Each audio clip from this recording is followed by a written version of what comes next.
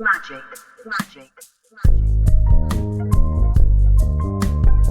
You are listening to Brain Bender, the podcast where we talk about magic without talking magic.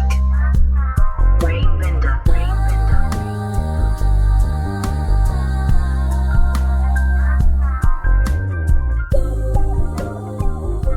I'm Christian, and by my side as usual is Dennis.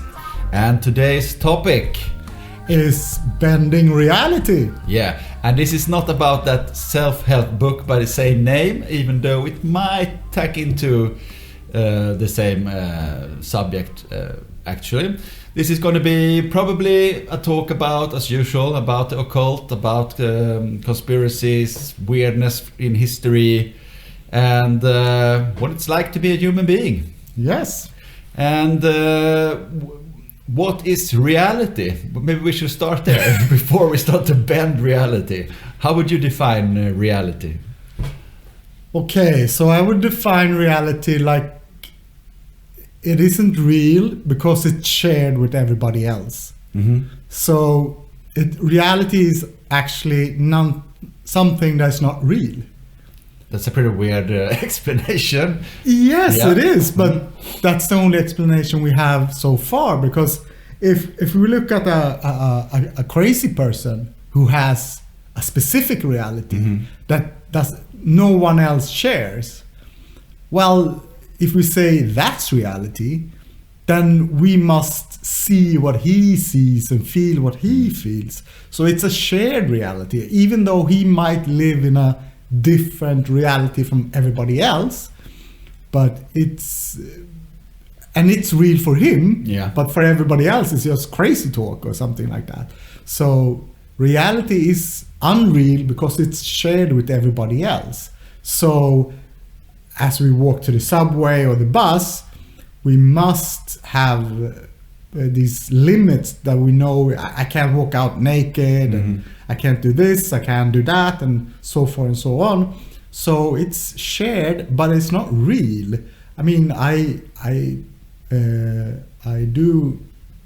polite, I smell nice, and but maybe I don't want to do anything of those things. But to walk through society, you have to be okay with the rules of society. Yeah. Even though whatever society it is. So, and here comes the first bending. Yeah. When we go on holiday, we don't really share their society and their reality.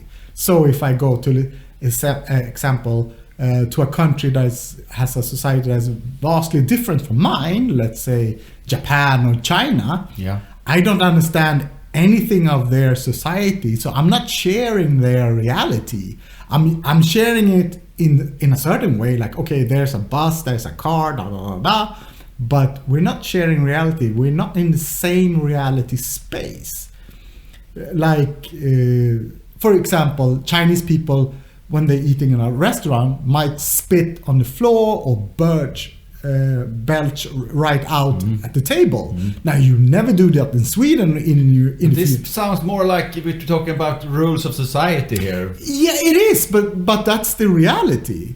Because there it's okay. Isn't that more a way to navigate through reality? Or yeah, but it's yeah, it is. Of course, it's society's rules, but that becomes a reality. So where we live, it's like, oh, you have to stand in line. But if you go to other places, standing in line, first come, first serve, you know.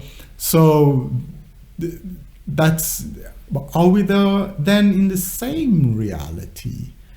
I mean, are our lives the same as the lives of people who live on the countryside or in the depraved ghettos? We're not in the same reality. They have different hurdles, although we're in the same society, but it's not the same reality. They have like, oh my God, my life is like this, or yay, my life is like this, you know. But so realities it's different depending on who you are and how you experience. Yeah, and where reality. you are. Yeah, and where you are. I mean, if you're a Same, in the north of Sweden, your reality is vastly different from ours. Yeah. So are we in the same reality? Yes, we see the same trees. But we can, if we try to zoom out in reality, if we can, we have to make have some common ground, and that would be like the planet we live on. Yeah, that's the reality. Yeah. It has been, people who don't share the beliefs that our planet is a sphere anymore. Some people say it's flat.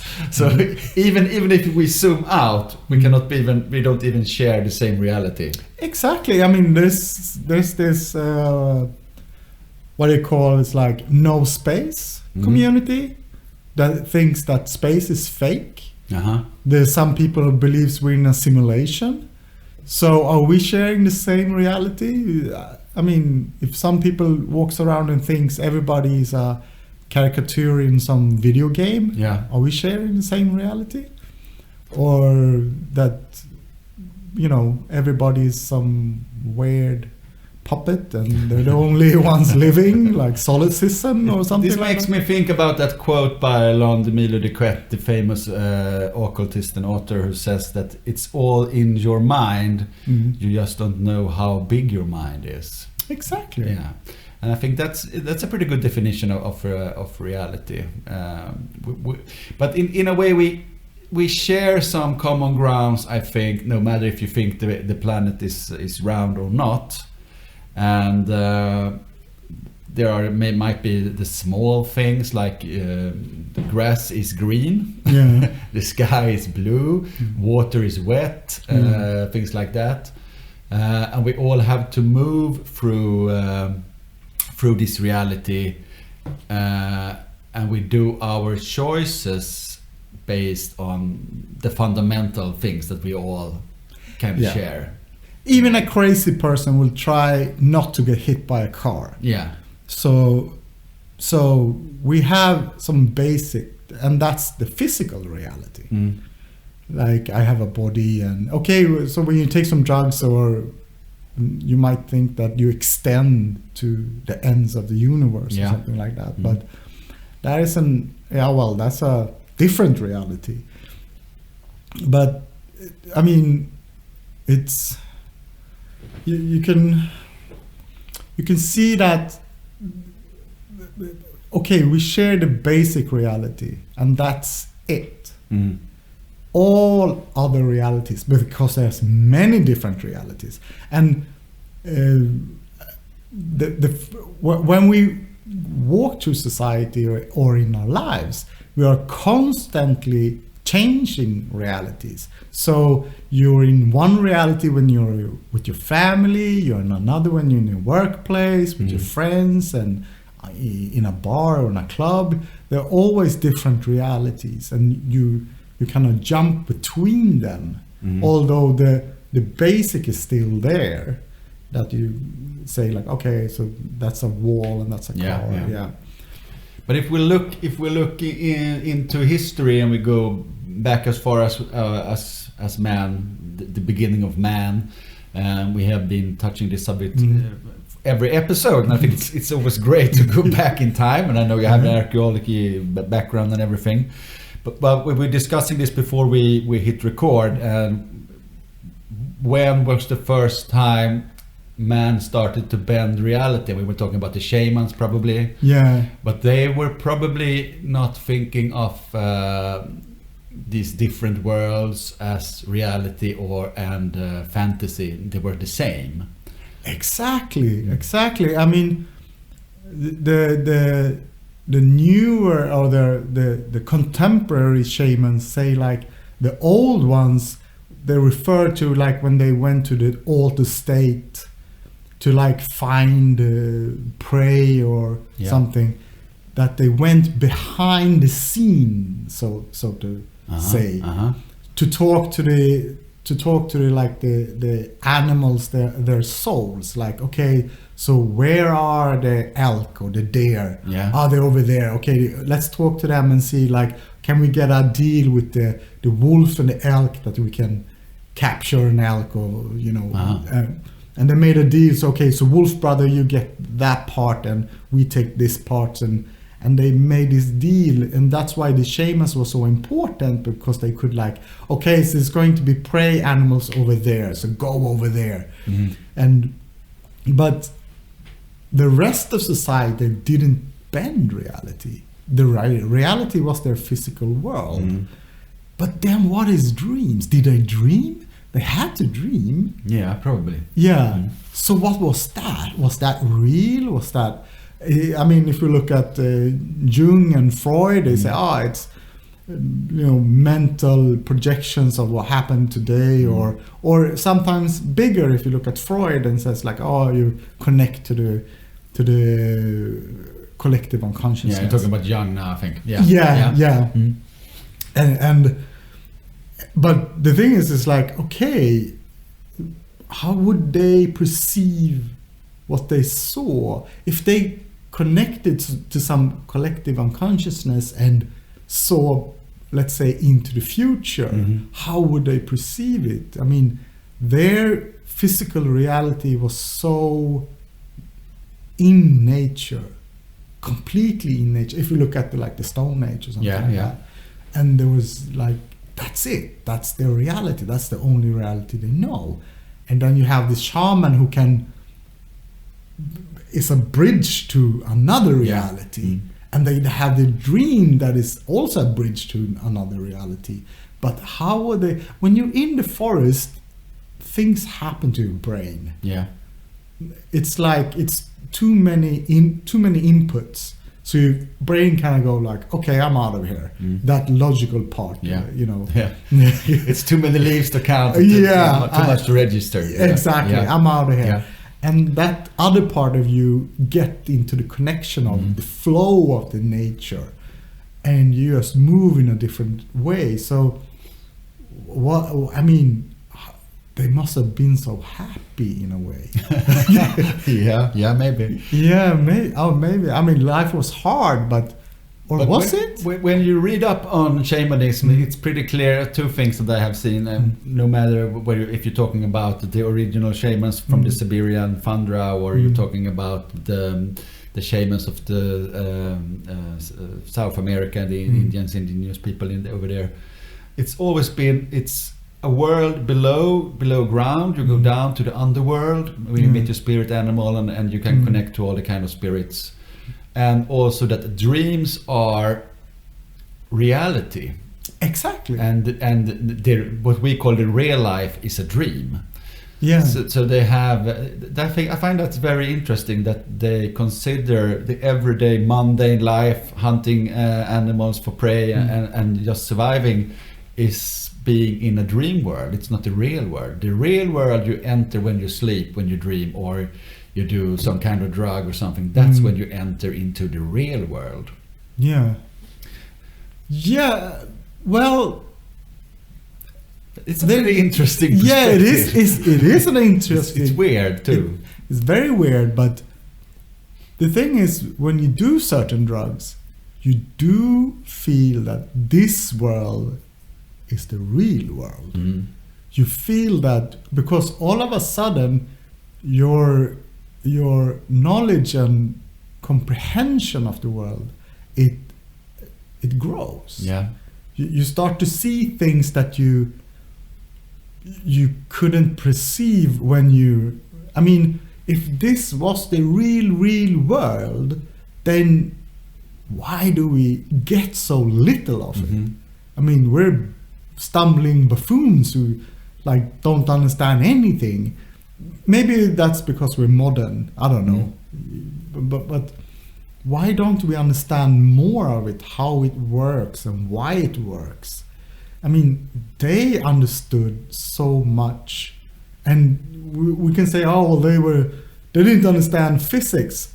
Well, not in the way we do, but I think they understood more than our scientists do. But they didn't explain it in the same way because they didn't have those words. But when you see how they depict and talk about things, you're hearing this understanding of like, I mean, they believed in magic, and as we start to unravel this subject, we start to see like, oh, could this be connected to the quantum field where everything is possible, and they grab a possibility somehow, you know, and they pull that in. They're like fishermen fishing after possibilities, you know, and they pull that in, but that's the same what our scientists is trying to do. Yeah, we're trying to do today. Exactly. But they use different words, but they had, I think, a better grasp of it, because we still like, oh, what's going on here? We're in a simulation. Are we? Is this a simulation? I think modern man needs to understand why something needs to be done, but in the old days, so to speak, you just did it. You didn't need to have a comprehension of it. Exactly, because you just you knew it worked. Yeah. You didn't have this, and we didn't have this yes or no thing. This binary thing that Western society at least has. That like, okay, so it's either wet or dry. Yeah. It's not both. And the interesting thing about the grass being green and water being like 2,000 years, I think, I can't remember exactly, but I think it's like during the Greek era, nobody, I think it's like 3,000, 4,000 years ago, nobody said that the water was blue or the sky was blue. It was red. They said like the water was blood red. And the first mention of the color blue is actually the Egyptians. But before that, there was no mention of color blue. Wow, that's wild. Yeah, and then you go like, did something change? Yeah. It's like, did some filter around our planet change? So they couldn't perceive the color blue. That's so weird. I mean, the Greeks all talk about the water being red, and I can't remember the grass, but there's no blue, and they're not sure, and they say like, okay, so it's not that they perceive blue as red, or name it as something else, because they say that, they say like the water is red as wine, and that's correct. The wine is red, or blood is red. So why didn't they see blue? And they say like, maybe there was no blue flowers and flowers. So that's weird as well. It would be interesting. I think as far as they know, they went to China to check when they checked the old texts. But it would be interesting to see what the Mayans or the precursor to Mayans were talking about, what kind of color. But sorry, the Spanish kind of destroyed everything. Wiped them out. Yeah. They destroyed all the books too. So we're not. It's really wild. I never heard that before. That's wow. It's talking about bending reality. Exactly. It's really bending reality. That's weird. Yeah, so we can't even take that for granted, like the colors. Like we don't even know. And I have a fascinating book that talks about way back in the distant history. They're talking about when the moon showed up, that the Earth didn't have a moon. And there's this myth going around, and this guy in the 18th century started writing about it, because he was traveling around the world and said, like, what is this? What is it? Why are they saying this? There hasn't been a moon, and they're talking about when it arrives, and all there's like upheavals on the Earth when it arrives, and the Earth is kind of trapped in some kind of weird mist. I've heard theories that the moon has been a part of Earth sometimes, that there was some collision sometimes, and something like that, but. Then it probably, I can't imagine people survive such a thing. Exactly. So I mean, there wouldn't be any recovery. No. Well, if they somehow connected to the collective unconsciousness and of the planet then. And I mean, there's stories about there's been many different civilizations on this planet and many different races. And, Yeah. you know, Madame Blavatsky and they talk about a host of people who's been living here. Yeah. But I don't know. No, it's weird. We also have something that is talked about all over the world, no matter what kind of civilization. It's the third eye. Yeah. And we have inside of our skulls, we have the pineal gland. Yeah. This gland inside of our brain that even has a retina. It has? It has a retina. I didn't know yeah, that. It has a retina, and nobody knows why we have it. The only thing we know is that it's the only purpose science can find for the pineal gland. It has something to do with dreams, in the way we produce serotonin. But it actually has a retina, and nobody knows why. I'm not sure, but maybe it's the pineal gland who produces DMT. Because we produce DMT when we sleep. I think every living thing on the planet produces DMT. Wow. Actually, yeah, and that's why you can actually mine DMT, so to speak, from basically anything on the planet. Wow. Yeah. So the reason you get an effect of what we call DMT is that you have this inhibitor. That prevents the body from breaking it down, and that's why you get the effect, because everything you eat and drink already has DMT in it. But when you add the inhibitor, so the body can't break it down, then you get the effect. And of course, some things have more DMT in it, and that's why these things are chosen for tripping with DMT. Wow. Yeah. So every living thing, trees, grass, people, animal, everybody has it. So everything dreams. Yeah, everything dreams. So what are they dreaming about? I mean, I heard this, I think it was maybe on Joe Rogan, but they were talking about leopards or jaguars in South America that looked as they were tripping on something, and they said like, oh, so when you're doing ayahuasca and meet a leopard, are you meeting a tripping leopard? That is tripping on the same thing. So you are connecting somewhere. Yeah, you're connecting somewhere, and that is, I mean, that must be mind blowing. And sure, Terence McKenna said like, are we meeting aliens in this space? Yeah. Are they tripping aliens? The DMT gnomes. Yeah, exactly. And there's also, I don't remember, I think it's several spiritual paths all over the globe that talks about that you have two guardians inside you.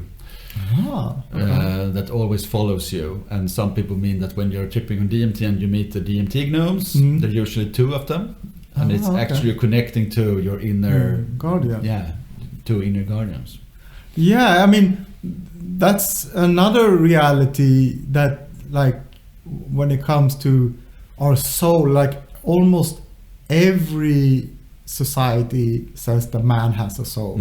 It's only the Christian society that took away that for some reason, because it becomes problematic with going to heaven. I think it became something to barter with. You know, if you do good in this life, you can have your soul when you're dead, and you can go enter heaven. So but don't just do as we say as you're alive. Don't live, and when you're dead, you can have your soul, and you can have eternal life in bliss. Yeah, exactly. And but that, I mean, that is such a weird thing to sell to people, especially when you think that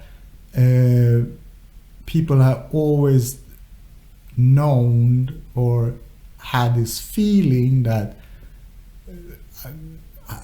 this. Oh wait, I may be out in deep water here, because I mean the Greeks have Hades. Well, everybody talked about something that where they I mean the Egyptians, they said that we're living forever in. I don't think they said they would come back. No, I think the Egyptians also deep water here. I think that when you're dead, you are your heart is put on a scale. Yeah, on a yeah, feather, exactly, And yeah. if you have lived a life that is true to your soul, it Yeah. doesn't matter if you have been the most problematic asshole the whole life. If this is true to your soul, Yeah. you will be granted into the death realm. Yeah. But if it hasn't, you're gonna have live in torment for eternity. Yeah, the Anubis will eat you. Yeah. Okay. Yeah, he will swallow you whole. So, but the thing is, where would they live? It was, as I understood it, some mirror, like Earth, that was mirrored, but you would live without problems. You wouldn't starve, and that's why they sent bread and beer and everything with us, because that was to get to the Anubis. So you had your food with you and your servants, and It's for the travel and to the travel temple, there, and then some snacks for the road. some snacks for the road. Exactly. And that we can see in almost all old societies. I mean, in the north, when you Vikings and everything, they find when they dig up all this stuff that you have to make it to the other side. Exactly. Exactly. The Vikings have the same thing. Yeah, and the same in China when they found this huge grave from some king who had I don't know how many terracotta soldiers there were. The first emperor. Many thousands of terracotta soldiers, Yeah. man size. It's really chilling to see them all standing But like that. that's not even. Have you seen it? I have seen images of it. Yeah. Okay. But that's not even the fascinating thing. The most fascinating thing is they have these side trenches where there were mock rivers with birds and animals. They did that as well. So it's not just soldiers, it's birds and rivers and other animals, maybe fishermen, and then they say, according to the textures, in the grave, they depicted whole of the empire with mercury rivers and mercury lakes, and the sky, the ceiling was covered in diamonds to depict the stars and stuff. Wow. So they say it's but they say also that there's a curse there, so if you open it, China will break apart or something like that. So the Chinese, they're kind of superstitious, and they're we're going to leave him alone. That's the official story. Probably someone went in to check. Yeah, there are pictures from it. So Not the original chamber, okay. because it's all those soldiers is in front of the burial chamber. So the original chamber, nobody has entered, as far as I know. Wow. Yeah, they haven't entered it. It's that would be the first thing we Westerners would just, get some dynamite and blast this door. So let's go in and check, But they're no. Wow. Or I don't know. Maybe someone went in. Yeah. We don't know. I mean, China can be quite secretive. Yeah. So, but yeah, I mean, that's mind bending and bending reality. Yeah, really, for real. Yeah. Wow. So they had like a miniature world. Miniature China. Wow. And it's supposed to be very spectacular. And I also heard a couple of years ago they were doing some satellite photos of China, and they found in the Gobi Desert, I think it was, small miniature versions of major cities in the world, like New York and Paris and London, complete with every street and every structure and everything. Wow, very, very weird. Nobody knows why. But modern. Yeah. This was just a couple of years ago. So you have to check that out. Wow, I wonder what they're planning to do. Yeah. I mean, they play a long game, in 100 years. New York would be ours. Sure. Yeah, and that's reality bending as well. I mean, all the bending we do in a day-to-day life to just fit into a perceived reality. And all the bending we do to not stick out from reality. I mean, we are constant. That's maybe why we need alcohol or cigarettes or sugar or whatever to just fit in a reality that we shouldn't be fitting into. Yeah. It's hard work to be in this reality. And you don't want to be the person who slips out of reality, because then you are the mad guy. Yeah, exactly. I mean, but in a weird way, we do like the hermits, or we used to anyway. I mean, and we do like the seclusive person who goes out and says like, "Oh, your reality is shit," and we all agree, but we can't. It's like heroin. Yeah, heroin is bad. Yeah, it is, but it's so nice. Yeah. You know, oh, I have running water in the toilet, and you know, can order pizza, and it's nice. Like so it's a very hard drug. This reality that we live in, and we're kind of changed to it. It's like chains on ours. This reality. Yeah, it is, because we have invented this thing that traps us, which is money. Yeah. These life tickets that we need all the time to be able to survive. But also we have been taught that it's very important to live a very comfortable life. You need to have that sofa, that big LED TV, and you need to go to holidays, and you need to have the right clothes and everything. So eat at the right place, right friends. Yeah. So in a way, money is the thing that creates this reality that we live in, that we kind of feel trapped in.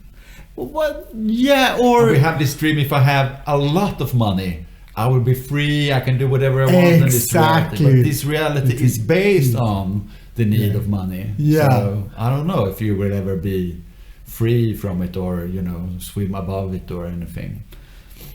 Yeah, I mean, the person who has no money and the person who has all money are free. Everybody in between are trapped. I mean, the person who can live without money is free, and the person who has a lot of money that can practically ignore money is free as well, because they're not bound by the same limitations. We who doesn't have enough or just enough, we're really trapped in this horrible place. Where we pretend to be or do something to get pretend tickets to survive. I mean, if you do something trivial for work, whatever it is, like selling stocks, or that's what. Really, this is we have so many make-believes going, so we can have money flowing. Yeah. And this is like a catch-22 all the time. And we have to make up new make-believe play things to get more money into the system or out of the system. So, I mean, and all of it is like pretend. I mean, the guy who works at, let's say, some company doing something that's important for the company, or whatever, and he's like, "Oh yes, boss, yes, boss." Like, okay, so when I'm here from 8 to 5, that guy controls what I'm doing with my day. And it's like, what? He can tell me what to do and and you go along with this to get the pretend money. I mean, but the pretend money will give you comfort and exactly. food and shelter and everything you need. Yeah, it will get you the real stuff, but it's all like pretend, and then here's some pretend money so you can go buy real stuff. And it's so weird. And it's like, how did we pull this off? How did we pull this off? And why do we believe in it? I think we have started to feel that the whole economic system is kind of starting to limit us now. We can't, it's hard to start to save the planet because we are trapped in this economic system, and we have come to this point now, I think, that we really have to address this issue. And I think it's happening, actually. you would really. We are entering a new reality very soon. Yeah. It's already happening in a way. Yeah, it's. I was watching this TV series on HBO, Devs. Yeah. And in there, they're watching. They can spoiler alert. They can see back in time, and they were watching cave people doing cave paintings. And he said, like, I don't know if this is true, but I'm guessing it's true. Yeah. That those paintings, some of them were 5,000 years apart. And he said, like, nothing happened in 5,000 years, like technology-wise. No. Almost nothing happened. And you go, like, why is that? Because now, like, reality changing every 5 minutes almost. Yeah. So nothing happened for like 5,000 years in human history. And the big question is, why is that? I mean, flint tools were pretty much the same for almost 5,000 years. And it's like, did we have no imagination? Or was it just comfort? There's something weird going on. Yeah. Because, and I mean, sure, when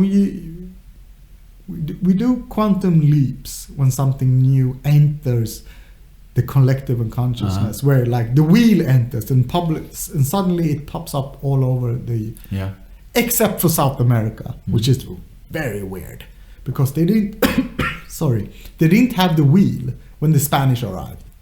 And they were living in the jungle. It wasn't much roads over there, maybe. There Lots were of hills and roads, stuff. but they were not like big roads. Yeah. There were roads, but the thing is, they found these toys that's like 1,000, 2,000 years old, and they have wheels on them.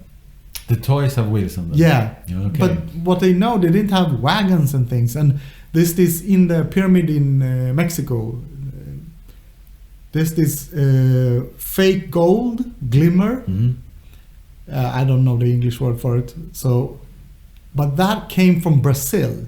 So they had to, and it's big. It's like I can't remember, 2 or 20 tons, and they had to move that by hand without wheels. And you go like, what? No, that is a big sheet. And they're like, no, that's from Brazil, and they had to walk with it, carry it somehow on their heads. No, maybe they just the way you see things, like logs under. But that's kind of the rudimentary to wheels. Yeah, exactly. So they would go like, We have lots of trees everywhere. Just chop it down wherever we want to drag this. We don't need the wheels because it's easy just to chop down trees. I don't know. No, but I don't think human ingenuity works that way. Yeah. Somebody will go like, we could do a smarter things because the logs are heavy, So we probably could come up with something that we could place this big rock and I mean, they would quickly. But if you look at the Easter Island and these huge stone sculptures where they chop down all the woods on the island to just erect these statues. It doesn't seem to be true that. No, because when they try to do it, roll one of these statues, it can't be done. It can't be done. No, it's like when they tried to build a small pyramid as the archaeologists say they did them, it couldn't be done.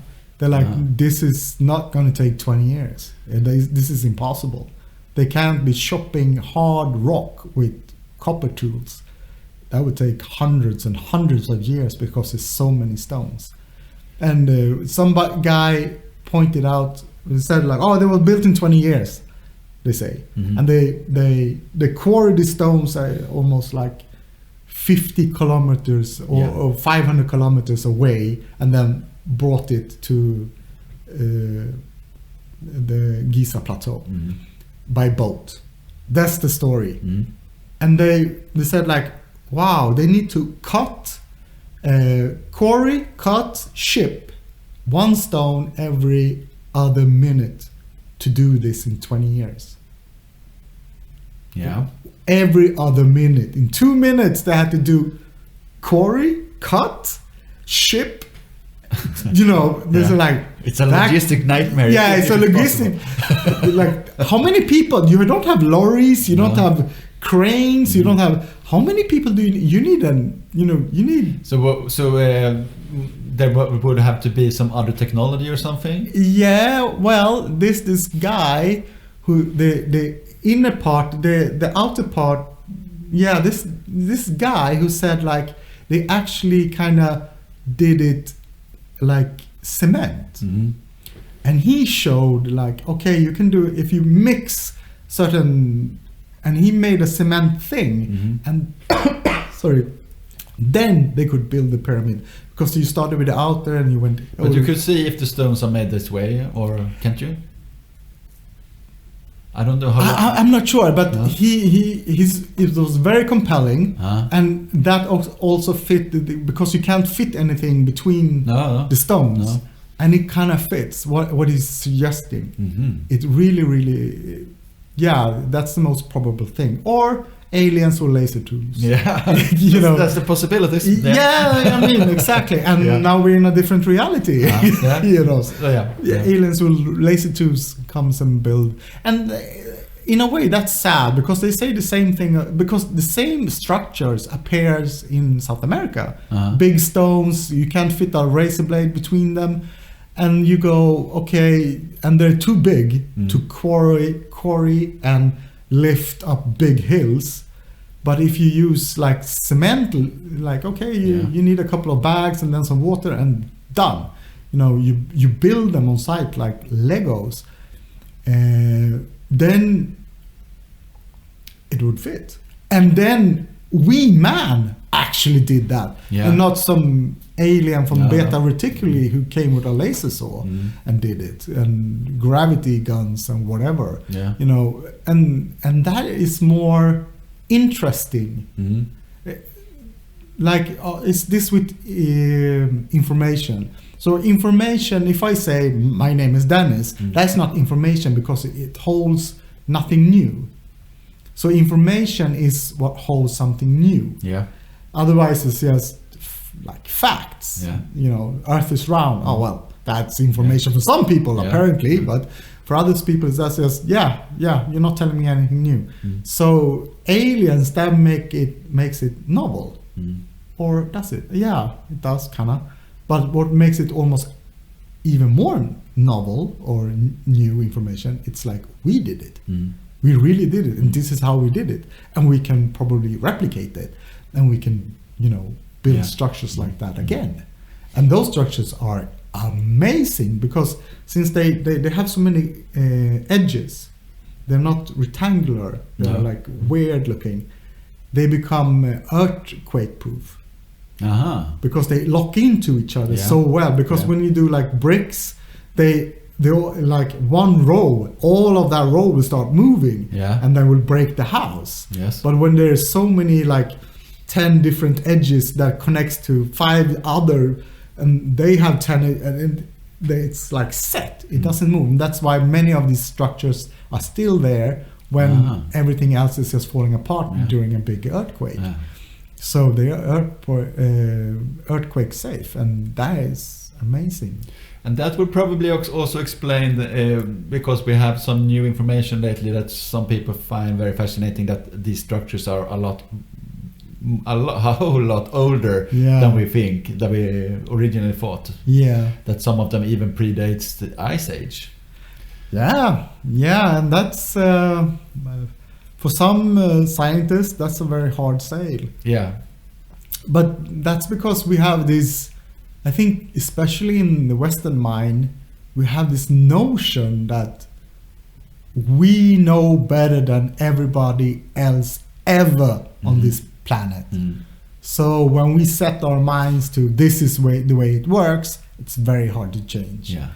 But other cultures like the Indian or the Chinese and probably the Japanese as well, they're like, no, not really. And they're looking back and like, how did they do it? Why did it work? Or if it's something amazing, they're like, how did they figure it out? Yeah. They don't see them as stumbling buffoons that don't know anything about anything. They see them as like, they did this. So how? And why can't we? There's this dumbing down almost. in the world. You can see that Göbekli Tepe, this famous place in Turkey when they bury the whole city. The first statues are the best ones, best quality. The later ones are the worst quality. And they say like that is opposite of all human And how long is the time frame here? Do we know? A couple of 1,000 years. A couple of 1,000 years? Yeah, I think so. 1 or 2 or 3,000 years or something. And they are these giant giant statues, like 10, 12 meters high and things. And the first stone ones are the best ones and the last ones are the worst. So they say like that goes against all technology evolution. Because you begin with the worst and become better. Yeah. So, but this goes reverse, and they say like, well, the only reason for this is that the first one are made by masters in their technology, in their way of doing things. The last ones are made by the apprentice. So the master begins and he tries to give his knowledge to the other ones, but since they don't have the basic down, because this has to be two different civilizations that meets. Because if we would teach, let's say, computer science to someone who's always lived in the jungle or on the steppe of something, never saw a computer, never saw a car, never saw anything of this. Okay. When he graduates, he's going to be vastly worse than us. I mean, he doesn't even have the rudimentary. He will have the rudimentary, like, okay, it works like kind of like this, but he can't invent new things because he really doesn't get it. Because we are so steeped in how this world, computers and how it works with electricity. But if it's all new for him, but it's code, it's mathematics, don't you think? It depends on the mind in itself, how good the mind is. Yeah, but you have to. It's like if you would be transported back to, let's say, 3,000 years in Greek. How well would you fare if you didn't have any of your tools with you? How well would you navigate that place? It would be extremely hard. Like, can you farm? No. Exactly. Like, can you hunt? No. Yeah, exactly. With bow and arrow. That's hard things to do. And even though you could learn, and you probably learn quicker than most, there's so many things like, that's the right track, or that's what elk eat, or that's what da. And all these small things that everybody else get through, like the breast milk from just living in that era has. You don't have any of it. So you have to like pick up all the small nuances, like how does spoiled wine smell? Yeah.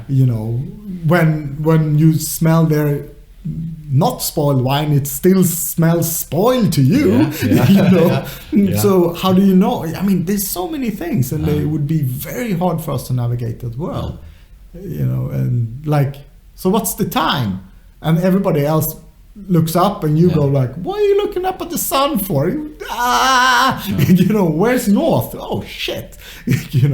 And they know exactly where to go and how to go and how to get the clean water. Yeah. And we don't know anything about that.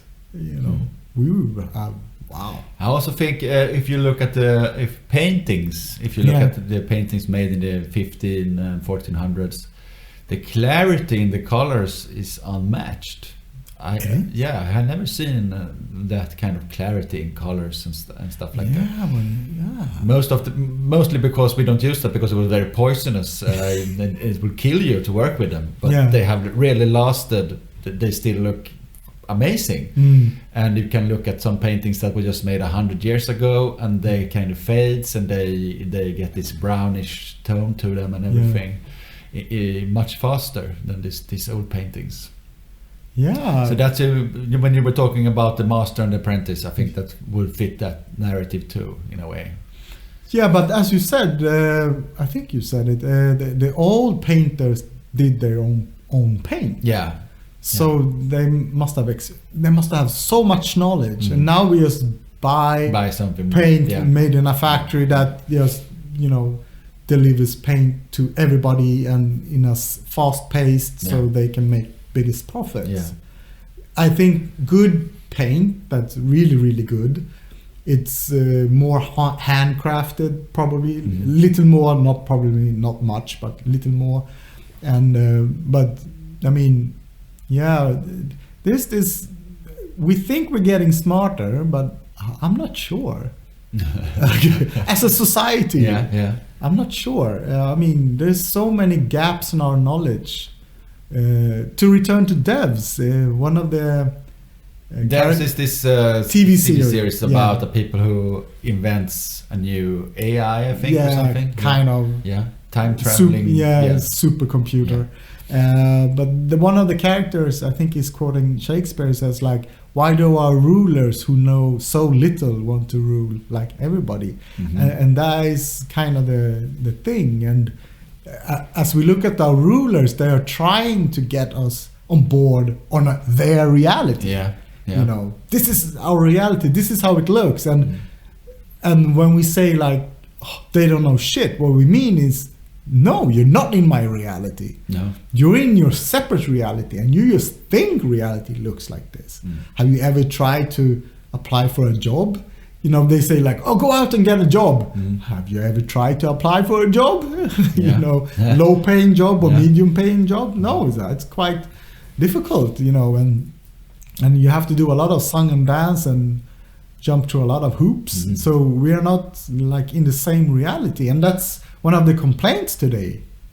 As all these like Make America Great Again and all these other movements, Brexit and everything. It's like our leaders is not in the same reality as we are. But they are, but they're not, so they are trying to create this new reality where their narrative is the more important. That's what we're all trying to do in a way. Exactly. We're trying to convince everybody else that. So one could say religion is the first franchise reality in a way. When you have organized religion. Organized religion. Yeah. When you embark on this journey around the globe to find new people to save. Exactly. Say we have this idea, this is the reality, this is the God, and you have to succumb to this God now. These old gods you have, that's not reality, that's fantasies. Exactly. So this is the new reality. If you don't comply, we will kill you. But the thing is, we're still doing it today.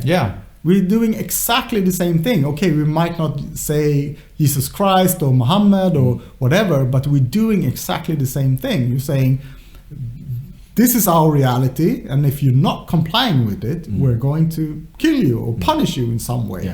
And it's like, oh, okay then, but is this reality? Someone says. And that person is in deep shit as soon as you ask that question.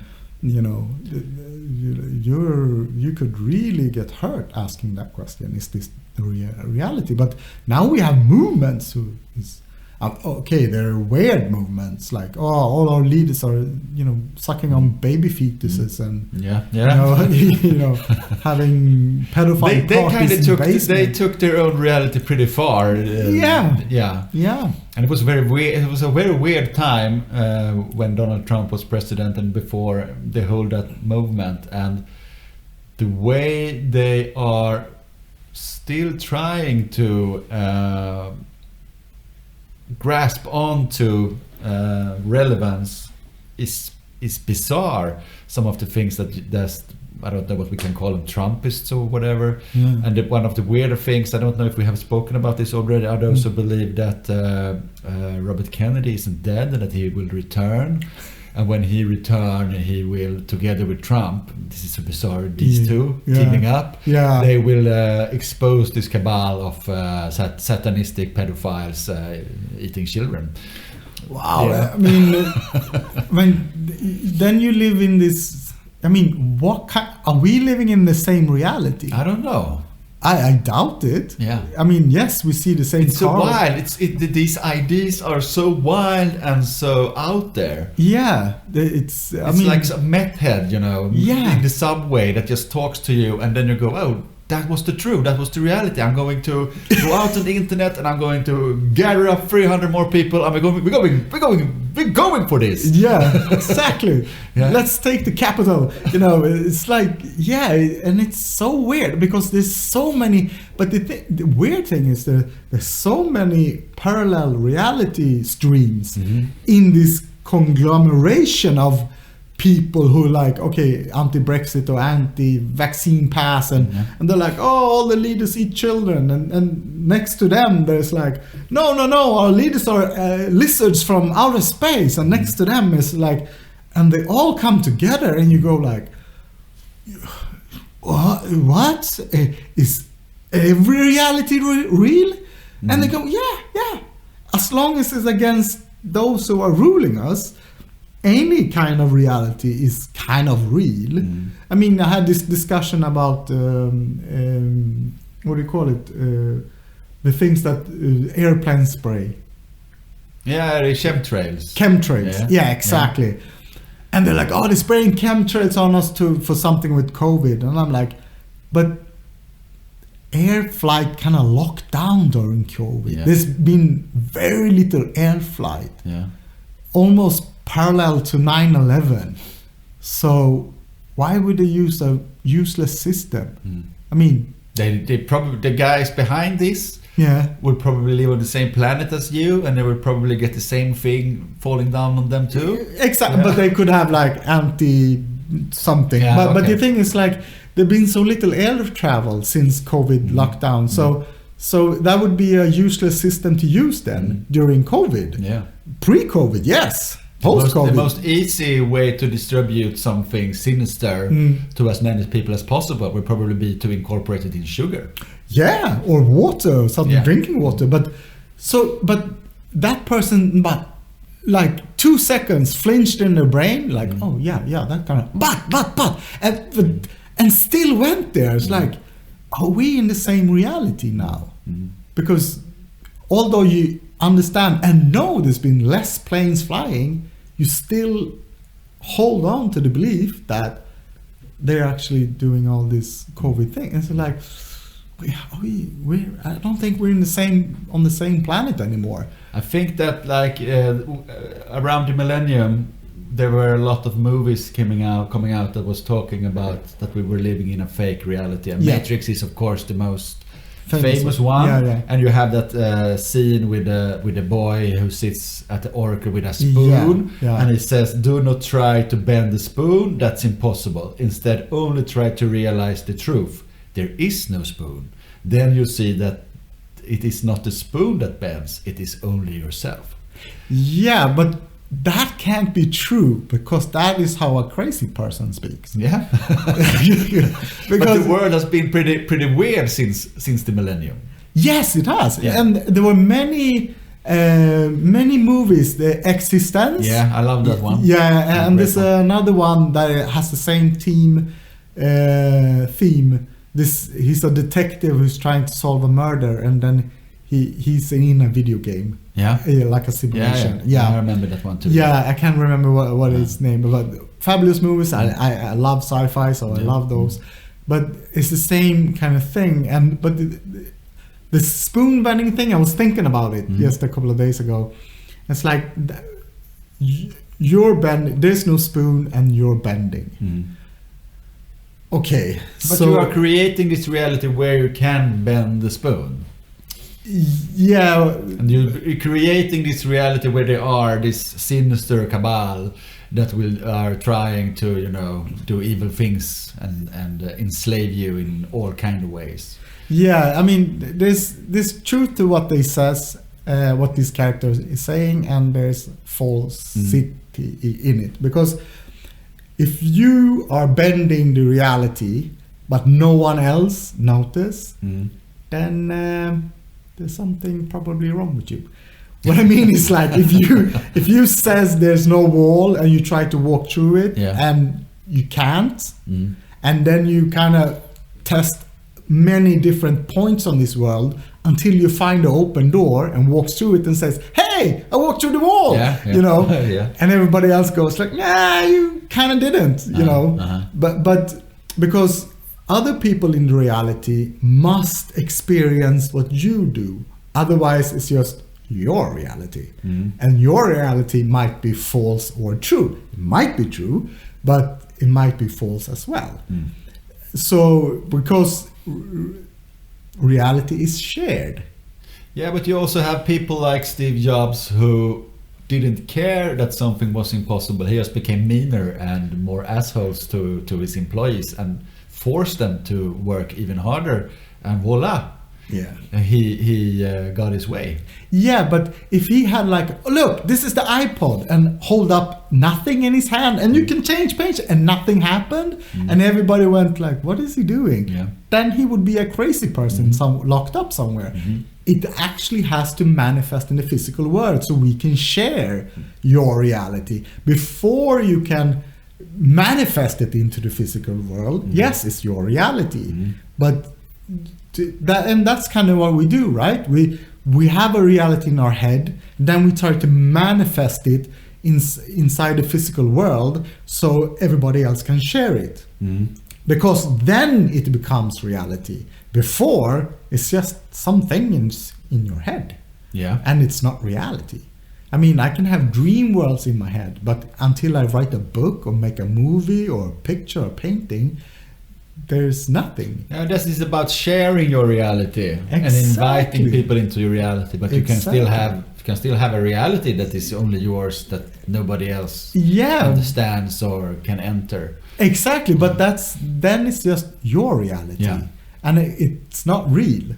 It's real. It's real in a way. Yeah, but it kind of entraps you into a very confined space. Exactly. Because you can't invite other people, or you can't navigate the rest of the world. Exactly. If I could invite you to my brain or to my dream, I mean, how mind-blowing would that be if we could invite each other, like, okay, so show up in my dream and we walk around my world, and how good would you know me after that?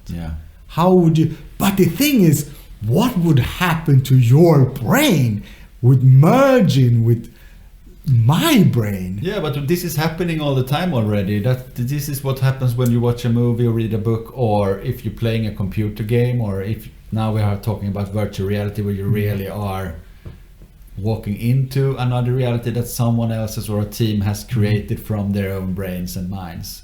If you're reading a book, you are actually letting somebody else's thoughts go inside your brain. Yeah. But our brain will translate those things into our experience, and it will make it ours in some way. Yeah, but sometimes you have to succumb to the ideas. If you look at the religion once again, it doesn't matter what you feel is right or wrong. This is the truth. Yeah, but that's okay, forced reality. But what I mean is, like, if you really step in to someone else's space, like, and how would that be? I mean, it would be completely alien. It would be scary, probably. Very scary. Yeah, even if it's someone you really like, and you know, it would probably still be very scary, because it would be so alien, so different to yourself. But could it be like a god stepping into another god? Like, what is going on? You know, and this reality is so weird. There's mushrooms or marshmallows everywhere, and wow, this is funky, you know. But and you don't know any of the rules. Absolutely nothing that is important to you is important in this world. But this is also something that I have noticed when you talk about these things, reality versus what is real and everything. A lot of people get tired and they don't want to listen, and they don't want to share anything. It's almost like it gets too much. It's like, oh, you're so out there. I can't take this. Yeah. What is that? Why that reaction? Is it just because you think it's silly? I don't have time for this these childish ideas and thoughts, or is it scary, or? Yeah, I think it's both. I mean, when we do have these shared realities, like, oh, you have to work. Okay, so you start going to school when you're 6 or 7, and then you go to school, and then you go to university, and then you start working, and then you work, and then you stop working, and then you kind of graze on the grass for like 20 years, and then you die. Yeah.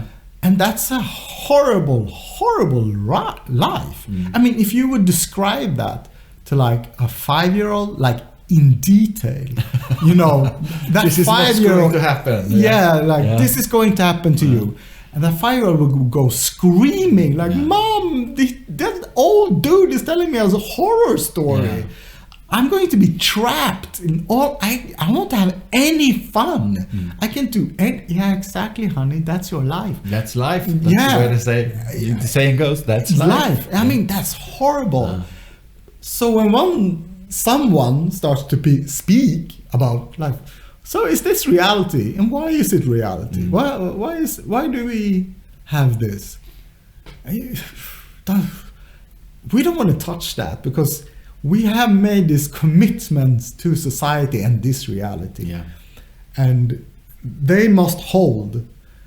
Otherwise, we see that when society changes abruptly, and like revolutions, and all of the old rules are thrown out, and people go apeshit. Yeah. They get really scared because they don't know how to navigate anymore. So what's the new law? What's the new limits? What are we supposed to do? I mean, the Russian Revolution, the French Revolution, all these kind of revolutions and now we have this quiet revolution during COVID. Like, AI, self-driving cars, and everybody's like, oh shit, something is going on. But what is it? These baby-eating politicians again?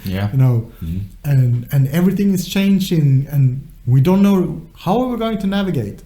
And dominance hierarchies are falling apart faster than they were, we can say ape shit, and we don't know what to do.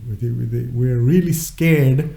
And I think that's why like all these talks about war is a good sign, scary sign, but a good sign. Why?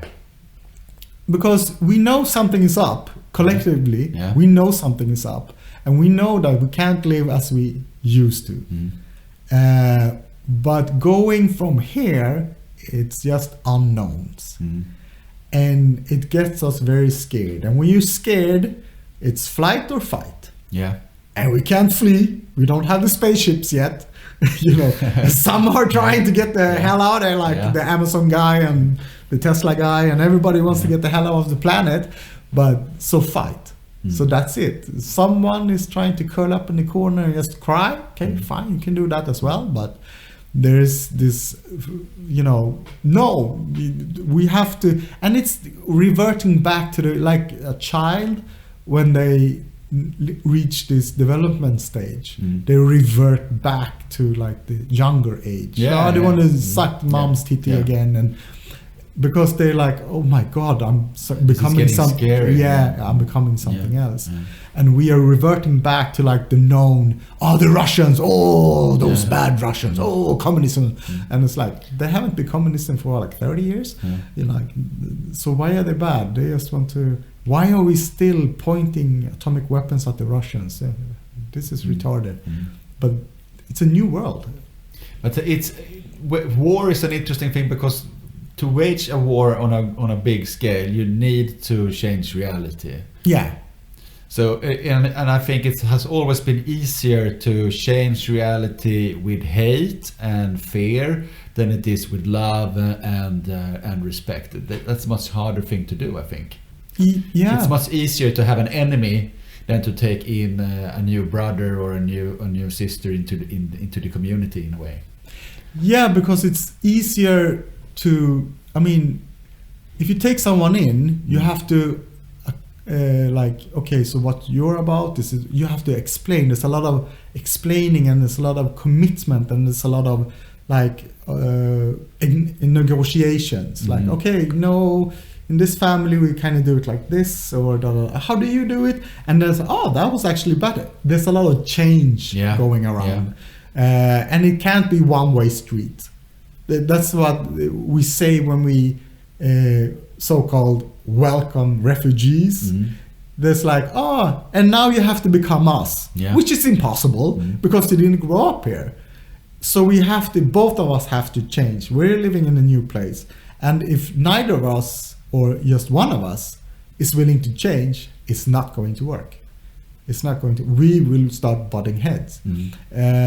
But it's easier to say, no, you can't come. Fuck off. Because then you don't have to change. We can stay the same. And I'm me and you're way over there, so fuck off. And I don't have to listen to your ideas, and I don't have to change the way I'm doing things, and everything is comfortable. So, good. So it's much easier to have this enemy to fight because it requires so little of you in mind to negotiate the new world. You're actually ready to risk your life rather than change. Exactly. Because we are grasping so hard onto what we think is the reality. Exactly. You're grasping too hard on what you perceive to be your reality. But I mean, we always had a shared reality with everyone on this planet. As long as we're on the same planet, we have this shared reality. But I mean, reality for the South African and the American is vastly different, but it's still the same in one way. In many ways, it's still the same. Yeah, we have some things that you can't escape. You need food, you need sleep, and you need to reproduce. If you don't want to. And you need a purpose. And it could be like I'm flipping burgers, but. But the thing is, like, we have so many. But now that's an interesting thing when you say you need to have a purpose, and you assume that it has to be something that has to do with work or in the real world. But kids growing up today, they can say, I have a purpose because I am the best guy in my team on Fortnite, and this is my purpose to be the leader in my Fortnite team. Well, purpose seems to be very, very important for everyone.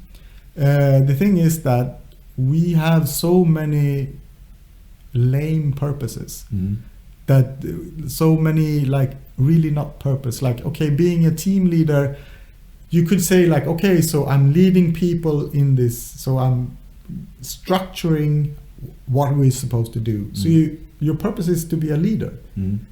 So it's a video game and whatever, but you're actually training yourself to become a leader in some way or shape or form. But like, my purpose is to sell stocks to make money. Is that a really purpose? I mean, I think it's making money is not a purpose. If you like to make money, it's probably a big purpose. I think they would say that. But a lot of people who have a lot of money are kind of dead and empty inside. And that's why they always do like charity work or have a great hobby, because that's their purpose. Making money is just making money. How they, and they might love doing it in some way, shape or form. But I think a lot of people doesn't feel so great inside because it's not. So why don't we hear more stories about a stockbroker who made a fortune and then jumped the ship and just went about to do whatever he wanted? Because it doesn't fit our narrative. But do you think there are? Yes, I think so. I think so. Because I think there's a lot of people who made a lot of money and just said like, nope, can't do this anymore, and did something else. And didn't make as much money. In the 90s, just before the dot-com crash, I had this tobacco shop that I used to go and buy smokes. And there was this guy who told me that he had made a fortune on dot-com stocks. And became very, very rich, but he got tired of it. So he sold everything. So he said, I have more money than I can spend my lifetime. So I said to myself, what do I want to do in life? Exactly. And I said, I wanted to own a tobacco store who sell books and cigars. And that's what he did. Yeah, exactly. So he wanted to do something else. It's like, it's not, money is not purpose. It's like this, because money is still make believe. I mean, we might get real things from it, Yeah. but it's make believe. I mean, it's fiat currency, which is like not real. Yeah. So I mean, we need a purpose that kind of resonate with our personality or our heart or our soul. Our true self, maybe. Yeah, a true self. And then we are back with the Egyptians again. You know, if you don't stay true to your soul, Yeah, you're you gonna die. get eaten. Yeah, You're not yeah. going to enter the next level, the next stage, or whatever. Yeah, I mean, the guy called Jesus Christ, if that's his name, we don't know for sure. He said like, okay, so heaven is already here. You just have to look. And what he's saying to us is that heaven is a reality, but you choose not to see it. So change the way you look. But then hell is also a reality. Yeah. And we're firmly looking at that reality. I mean, most of us is looking at hell and going, because when we talk about the world, we talk about the world in this hellish perspective. Like, Yeah, but I think this is something pretty new. I think this is something like we have done for like the last 100 years. It's been a lot of looking at negativity, and we have said now when you ask people what do they think about the future, it's pretty gloomy. But you have to go back 50 years. Even though it was a raging world war, I mean, people say, "What do you think about the future?" Oh, it's going to be exciting. Yeah. What are we going correct. to do? What are we going to explore? What's going to happen? Yeah. And now it's more like, oh, I don't know if I want more future because it's getting dark and scary. Yeah. But is this because we're coming up on this big change, and because there's this like evolution of technology, and it goes quicker and quicker, and as quicker as it goes, we're coming to like an end point where everything changes, and after the change, a while after all this hubbub is died down, we'll probably say, oh, the future is great. Yeah. You know, we're going to, but before the change, it's like, oh my God, what's going to happen? It's like when you stand in the doorway to jump out of a plane with your parachute. And if it's the first time, is the parachute going to open? You're going to be really, really scared. And, you know. And Then you want the guy next to you says, it's going to be okay. Yeah. It's going to be exciting. Exactly. You just pull the string. You don't Yes. want the guy to say, do you know how many people die doing this? Exactly, you don't want to hear that. Yeah. But we're always getting this, you know how many people die doing this? Yeah. It's going to go splat against the ground, you know. I did this experiment, actually done it now for almost a year, where I tried to have days where I just go around, say positive things to strangers. Yeah. Like, yeah, you're looking great, that's looking cool, great work, whatever, you know. Yeah. And those days seems to be more positive for me in the end. I get happier, but also I have better results in life. These are the days, you know, I get this strange out of the blue job that pays very, very well. But those days that I go around and feel, you know, gloomy, fuck, everything is shitty, it's going to hell, everything. These days are dark and nothing good comes from them. So do you think that a positive mind and a positive attitude will render your reality a more positive outlook? Or does it just sound corny and new age-ish? I don't know. I mean, both. Yeah. I think, I do totally agree with you. When you're happy, you kind of attract happy things. And even when something shitty happens, you might start laughing about it and go like, that's just weird. And it doesn't touch you. Yeah. But when you feel shitty, the smallest thing touches you really hard. And you go, oh my God, that's like 10 daggers in your back. And, but so it's like, yeah, if you think it hurts, it hurts. When you think it doesn't really hurt, it doesn't hurt. No. That's why we say to children, like, don't look when they stick you with the needle. No. Because then it doesn't hurt as much. No. It still hurts, but they can power through it in a different way. And there's some truth to that, because one, you tried it and it worked. Yeah, it works for me. Yeah, and I think it works for everybody. Yeah. Because it's like when you're in love, Well, everything is just shiny. Yeah. And everything goes pretty well. too. Everything goes well. And when you're divorced, you get cancer and your balls fall off, and everything shitty happens for a long period of time. Yeah, it's true. Life is just useless. Yeah, but it has been said, if you are into the esoteric and the occult, it's always been said that love is the absolute strongest power to be in if you want to manifest things into your reality. Like if you want to have a spell for more money or whatever, if you are in love, your magic will work 10 times better, or if you're not. Okay, so if we break this down, could it be that you're in this field of possibilities and you kind of tapped into that? You probably see the possibilities in a more clearer way, maybe. Yeah. And or maybe you just don't give a fuck about the things that are in your way, because you're on this power move. You're feeling confident and you're feeling happy, and you're almost like being in the early stage of being in love. You are almost psychotic, Yeah, You are- but in a good way. Yeah, in a good way. You're a madman who goes around. Everything is possible. I can turn this stuff into a snake if I want to. You can do anything because you have this positive energy going inside of you, and it's a big, strong flame that just fuels your will and intentions in a way that when you're gloomy, there's no fire, your willpower is restricted, and you feel trapped and you can't move, and everything slows down, and you feel like I'm not going anywhere. Yeah, but okay, so the AI definition of love. Yeah. So that's like, okay, so my neurons is firing with my lover's neurons at exactly the same time in the same vibration. So we are connecting in a way. Yeah. And we are connecting on this level that is not physical, but kind of is, but kind of not. And so this connection, and we love that, and that's love. So we're connecting outwards, and we start to see everything as, I don't know, like we are really sharing a reality together.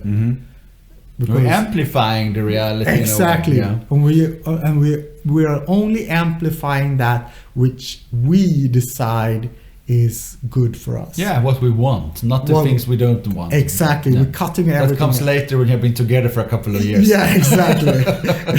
Then it's all the bad things that will pop up. Yeah. Yeah. So we're sharing that, and we are cutting out the bad stuff. So why are we not doing that in everyday life?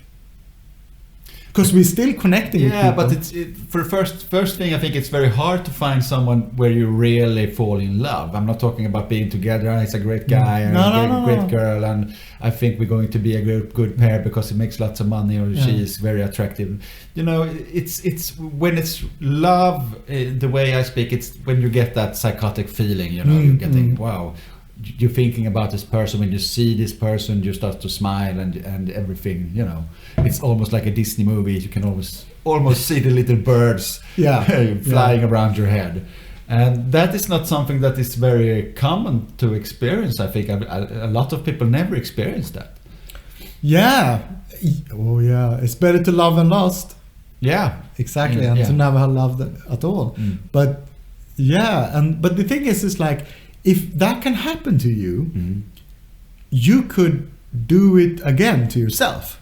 That's what I'm trying to say with that. But why don't you walk around like that every day? Because you can still be in love kind of with yourself. But we have this thing that's, but I'm a shitty person. But you never think like that when you're in love with someone. No, that's true. That I'm a shitty person. No. So why can't we do that? Because isn't that what like Buddha and Jesus and Muhammad did? I think all religions always talk about the power of love and doing good. Yeah, exactly. Yeah, and I think that there is a reason for that, because that has probably always been the way to make things happen. Yeah. If you look about, we talked about these big giant structures, this cold stone, how were they made? I think it was very hard. We don't know how they were made, but it must have been very, very hard to build the pyramids if there was a group who hated each other. Yeah, exactly. Yeah. Exactly. I mean, there must have been a common love for something. I mean, even when you look at modern buildings like, the churches of, Europe, and the stone ones, the old ones, they have to love something to do these magnificent pieces of art. And then you can kind of look at our houses we live in today, and you kind of go, what exactly are you loving?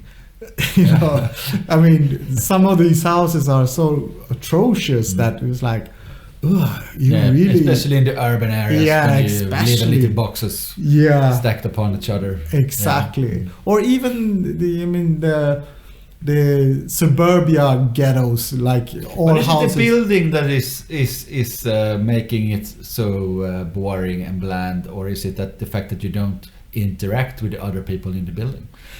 Imagine if you interacted with everybody in this tenement square, all the people living there, and you started to interact and do things together. Yeah, I mean, it could be just the society that we live in. I don't know how, but the thing is, when you have beautiful things around you, you do tend to feel better than you have ugly things around you. So I think it's both.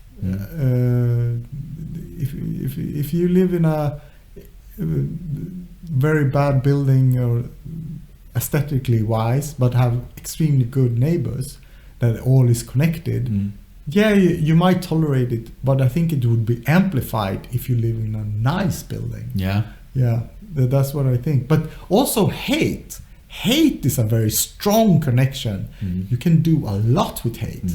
Because that's kind of the anti-part of love in some way. Because people who really hate, they do connect.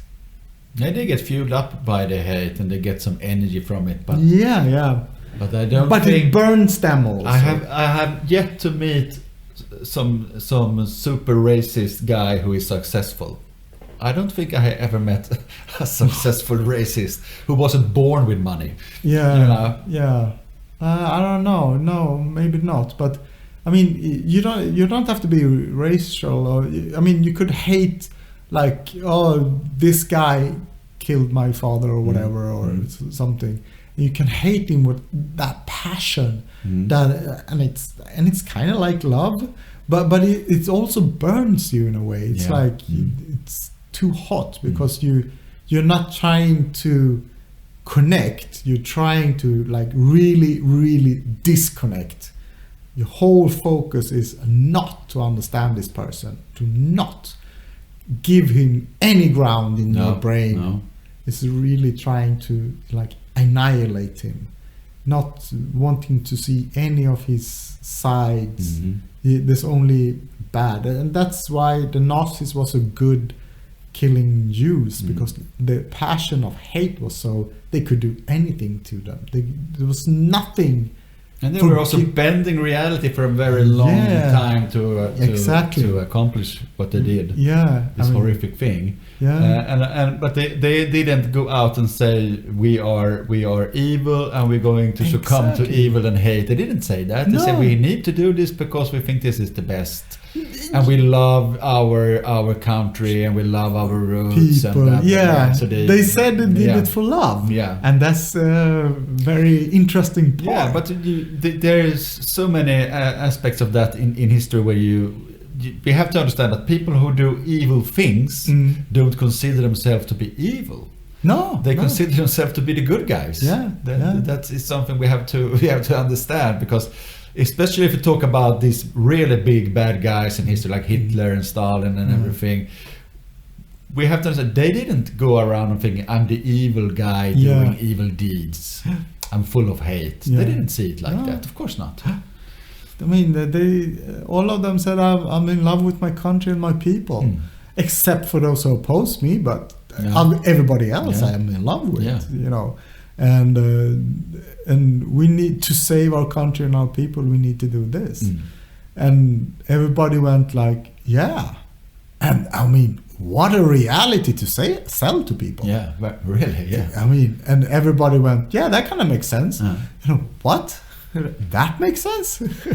I mean, but then again, they were really overselling it. You look at its old pictures from Germany with all the flags everywhere and it was everywhere. Yeah. Yeah, and I can understand how you can get seeped into that when it's everywhere. Yeah. Constantly. Yeah, in school, you know, in on the workplace, and you see the flags everywhere, and everything is. You hear this guy on the radio. It's everywhere. Yeah, and it doesn't have to take as long. If you look at Rwanda, you know, that is in modern days a radio show every night talking about we have to exterminate these people because they are bad. Yeah, and it didn't take that long. No, before it didn't. They were in the streets doing real fucking gruesome violence. Yeah, but and the thing is, but what you see is like the means of communication in both societies was limited. Yeah. So if you control those means, you can spread your message very quickly. Yeah, then you form the reality. Yeah. But today, Hitler would drown out. Yeah. There's so many reality streams coming from every direction. So the moment he said something that we didn't like he said like, oh, we're going to put all property, like all private property was abolished during Nazi Germany. And anyone today will go like, what? Change the channel, you know, but you couldn't back then. No. That's the only radio. Everybody's talking. That's the only thing in the newspaper. That's the only da da da da da. So you're like, okay, well, that didn't make sense. And then you go like, well, kind of. And then you go, yeah, this is going to be the best for Germany. Yeah. But if you have like 1,000 voices, I mean, Trump captures something, and there's other leaders as well. They capture something like, oh yeah, but he's not fixed. He's all over the place. Yeah. You know, he's they're this and that and this and that and da da da da da, because he understands the media. Like no, and the fixed one feels like ancient. No, we have to do this and only this. People, oh my god, change the channel. That old song, look, it didn't work for the last 50 years. It's not going to work tomorrow. You know, and Trump goes, no, we can do this and that and do, and we understand that, we get that, and it's very hard to change it. And he's very charismatic. I mean, you have to give Trump that. I mean, he's funny as fuck. Yeah, it can be pretty funny. Yeah, it's really funny. It's also when he's saying the most stupid and insane things. Yeah, it's like it's entertainment. And that's what I think is the danger with our society today, that you can be a complete fucking asshole, but if you are funny and you have a way of saying it, you have some swag to it. We're gonna listen to you, and we're gonna make memes about you, and you're gonna be all over. Yeah, exactly. It doesn't matter if the memes are against you. Yeah, you are slowly seeping into the reality as the guy who says he's going to run things. Exactly. And after a while, you are the guy who runs things. Yeah. But that's another thing. It's like when you look at a film or a TV series that's a comedy, they can actually say and do things that is moral. It's horrific. Immorality. They can be horrific. But as you're laughing, you're swallowing it. Yeah. Because you're kind of open to it. You know, and that's the whole thing. It's like like a comedian politician is very, very dangerous. A politician like Stalin or Hitler who screams or shouts and damnation like an old-time priest in church. Today, no, we won't listen to you. We're done with that. You know, this somber blah, blah, blah, blah, blah. We're done with that. But someone who makes you laugh, someone who knows how to deliver a good one-liner. I mean, when they said like, oh, you called women ugly. No, then he said like, no, I just called Rosie O'Donnell ugly. And everybody laughed. But it's horrific. You're running for president? What are you doing? But it's funny, and as you laugh, you're swallowing it. Yeah. And then you swallow the next thing and the next thing. And all of a sudden, you're way out somewhere. You go, wait a minute. Yeah, Robert Kennedy's coming, and they are going to. Exactly. Yeah, it's weird. Yeah, it's very weird. But I think you have to combine it with fear of change and a lot of things. It's not just one thing. Yeah, but he had from the start a very clear enemy to his new reality that he was presenting for America, and he had this catchphrase, "Make America Great Again." Yeah. And the wall, it's almost like comedic. You know, we have this guy and we need this enemy. How are we going to do it? Where are we going? The enemy is coming, so we need a wall so the enemy can't come in, and I will build it to protect us. It's like, you know, how are we going to fool these kids? Well, we have to build this thing so that they can't come in here. Yeah. But the thing is, like, Obama did a lot of great work on the wall. Yeah, probably. Yeah, he did a lot. And he actually threw out more illegal aliens than any other president before him. He's also the president that implemented the drones as a war mechanic. So Obama is probably one of the most horrific presidents, but he did it in a nice way. Yeah. So we don't remember. But the negative side of that is that when Trump says he's going to build a wall, it sounds powerful. Obama didn't say that because it doesn't resonate with his voters. Yeah, he did it. Parts. Yeah, he did it, and he was very tough on illegal immigrants. But he didn't say anything of that. So the Republicans perceive him as weak and Trump as strong because he said, "I'm going to do this. I'm going to throw everybody out, and I'm going to build a wall." And they said, "That's believable." But he didn't succeed that well because he didn't surpass Obama in throwing out illegal aliens. Obama was even better than him. So, I mean, the thing is like when you try to, it's weird because we have these narratives and we think people are, and you know, the socialists are weak and the da. But like the Social Democrats in Germany paved the way for the Nazi, you know, the National Social, you know, Deutsche Party. Not the liberals or not the conservatives, as you would think. The Sweden Democrats, or Swedish SD, they kind of have a lot of their points are very close to Social Democrats. And even like the logo, there was a lot of people who misplaced when they were voting. They took the wrong voting ballots because they were so similar. There are two parties. One of the parties in Sweden is Social Democrats. And then you have the Swedish Democrats. So they're very, and they're very similar. And a lot of voters went from the Social Democrats to the Swedish Democrats.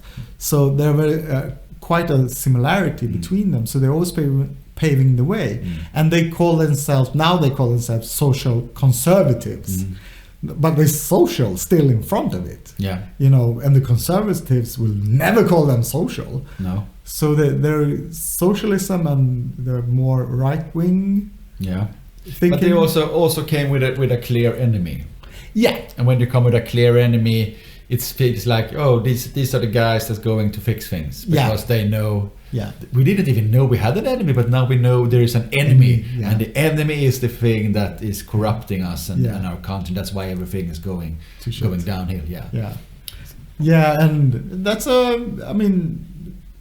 yes, is Western culture on a decline? Yes. Is it because of immigration? Maybe partly, but not completely. Definitely not. The Western culture's decline is because of Western culture. And the thing is, it's like a lot of these right-wing parties around Europe, they're always blaming the guy at the bottom. Like, oh, you're the one fucking up our country. And they go, but they don't have any decision power. No. How can they? No, just by being here. Like, really, they don't make any laws, they don't influence the system that much to fuck it up. So why are you blaming the guy on the bottom?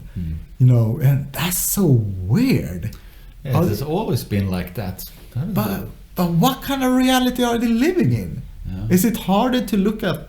Of course, it's always harder It's to look always easier to have an enemy that won't Yeah. step up against you. Yeah, Yeah. yeah, it is. And those at the bottom, they will never step up. No, they can't. No, they haven't got the time. They're full of trying to survive, having free jobs and everything. Yeah, and they have nothing to win No. because they know they will be crushed. Mm. So it's like, so it's a thankful enemy because you don't really need to fight him. I mean, you need to fight him, Yeah. but he can't win, and that's the whole point. Mm. I mean, if there was a real enemy like the Russians, oh my God, we might lose. Mm. No, we can lose, and then everything's really going to shit. Mm. So you don't want to make an enemy too strong. No. You want to have just A weak enemy that everybody's aware of is the best. Yeah. that can challenge you in Yeah. a good. You can't come with a new enemy from and say, "Oh, the aliens are coming, so we have to start to prepare for that." Yeah. Then it's like, well, we don't know about that enemy. Exactly. I mean, not even the like. You can't say like the Chinese. Well, they have to go through Russia or half Europe before they come here. So, well, we're not sure about that. But like, okay, now we have this foreign, so-called foreign religion that is penetrating our system and making everybody wants to eat falafel and kebabs, and that is somehow going to change our reality completely. And go like, well, they're not teaching Arabic at your kindergarten. They're trying to get the Arabic kids to speak Swedish. So whose reality is changing? Theirs or ours? Yes. I don't know how they... well, I say I'm probably a bit outside of reality. Because I don't quite understand it. No. You know, I understand it in a certain way, but I can't see how you do those mental...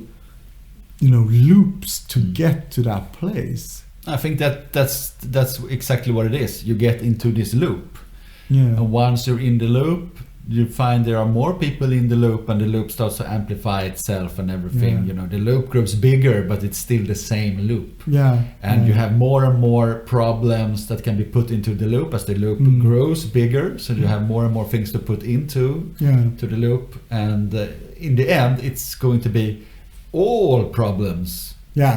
Has Exactly. this origin. Yeah. Has this. Yeah. Yeah. Exactly. That because shared reality again. I want to share my reality, and then I find someone who's like, yeah. You got a point, but look at this. No, because he wants to share or she wants to share his reality, and then our reality grows and grows and grows, and until it encompasses everything that we care about. And sometimes we're like, oh, okay, yeah, you can come even though you think the earth is flat, but as long as you have this main enemy, you're okay. Yeah. But because they won't shun anyone. No. They won't. They're like, as long as you have the same basic reality, then you can bring anything to the table. That's my understanding of it. I mean, Life of Brian, the movie with Monty Python. Yeah. It's a brilliant movie. That's but that's like share reality, and it's so dangerous. And it's not real. We can make up anything, and that's what we notice. Like the Amish. You're living in the 18 what? Yeah. That's when God was the best. Like this is the human pinnacle. What? Like really what? But they share the reality, and they. But Amish, are these the ones who have this rumspringa where the youths are can go out into the other world and see if that's for them? Yeah, exactly. And then you come back to the real reality. If you want to. But I don't think you have to. It's not that they're going to get you. Then you are lost. You're lost in the wilderness in a way. Exactly. You're lost in the wilderness. But the thing is, okay, you can probably come and visit, but you lose your whole community that you grew up in. And that's very hard for everyone. Yeah. Because they say like, no, we know you live in hell and we live in reality and you live in this whatever, and then you have no common grounds. So you will become an outcast. But it must be harder and harder to bring the youths back, because if you imagine like in the 60s and you would go for a Rumspringa and you would be in this like, you know, let's say 1968. Yeah. You go on your Rumspringa, you go to San Francisco, you know, this pinnacle of modern pop culture with the hippie movement and all the music and the drugs and everything and the orgies and everything. And then you come back and go, whoa, wow, this was fucking wild, but it's better here. But now, 2022, you go on a Rumspringa and you go out in the world and you see all this technology, like you know, iPhones and you know, VR headsets and all this shit. And then you come back, because you're also traveling back in time in a whole different level. Yeah, you're traveling back in time. That must be, and we also know how these digital devices, how they operate on our brain, you know, how we get hooked on them. It must be very, very hard to I don't think so, because no, they didn't grow up with it. So the first time you see that iPhone, you say, oh, super cool, and you can do super cool things, but you have no connection to any people you meet because they grew up with it. You have no connection to like, oh, did you see that? Oh, do you remember Friends? That was so cool. No, I never saw Friends. You have no connection to that world until you just pop out like a time traveler. Do you think the Rumspringa kids, do they have Facebook pages for each other? I think so. Probably. That would be pretty weird if they had. Yeah, probably. I mean, they would probably, because they have like a year or two. They can go, and they can go off and do everything. But I think the connection to, because in their society, they're so connected to each other and they're so friendly to each other, because they're like, we are the true people and we are a small community. We need to care for each other. And when you pop out to this world, there's like, people are like, oh, you're my friend for 2 weeks, now you can fuck off because you said something I didn't like, so go to hell. And you have no connection to anyone. So I think the pull from the other world is so much harder than the technology. And they have like, so what? So you never saw the Incredible Hulk? But no. Do you know who Spider-Man is? No. Batman? No. And he goes, and the Rumspringa goes, you don't know how to grow wheat? Yeah, exactly. You don't know how to slaughter a lamb? Exactly. You know, there must be so many. And you would probably want to before you go on the Rumspringa, you probably get groomed by the older brethren and talk about how it was when they were on the Rumspringa and all the crazy shit they were doing, and it was so nice and good to come back. Yeah, exactly. But you came back. It was fun to be there. But it's hard to imagine any in the Western societies any bigger difference in realities than the Amish and the rest of the Western world. No, very hard. It's definitely two different realities. Yeah, extremely different. Yeah. So it's like that joke, this guy who comes to heaven and he meets Saint Peter and he says like, okay, so welcome to heaven. Let me talk a little bit how it's in heaven. You know, we're all bored. The angels are nasty and bored. God is just moody and there's nothing to do here. Yeah. But if you like, you can go down below and check it out. And you know, when you're done, you can come back up and you can decide where you want to go, heaven or hell. So he pushed a button and an elevator comes up and he jumps in and goes down to hell, and the door opens and there's two half-naked, beautiful women and go, hello, welcome to hell. And it's champagne and cigars and sex, and he has all the fun he can have for a couple of days. And he says to the devil, it's like, okay, so I'm just going to pop back up and talk to St. Peter and then I'm coming back. Not a problem. Oh, you're always welcome in hell. And he goes up and says to St. Peter's, thank you for offering my spot in heaven, but I think I'm going to go down below because I had a lot of fun and it was beautiful. So I understand a lot of people make that choice. So he goes back down, the door opens and two demons meets him and beats him up and start to, torturing him. And he's like, hey, wait a minute, like 2 minutes ago I was like drowning in naked women and champagne. What happened? Oh, well, you were a tourist then. So that's the same thing with the Rumspringa. You come out to this world and you're a tourist, and all these beautiful things and free ladies and blah blah blah, you can do anything you like, you know, and there's no limitations. But that no limitations is kind of hell as well. You know, Tinder. I mean, that could be hell if you're having problems in your relationship. A new girl every night. Yeah. And you can have like instant, like, she said yes. Yeah. Let's hook up there. Okay. Woof. You know, but when you're in that society, everybody knows everybody, and you marry someone, you probably try to work out your problems.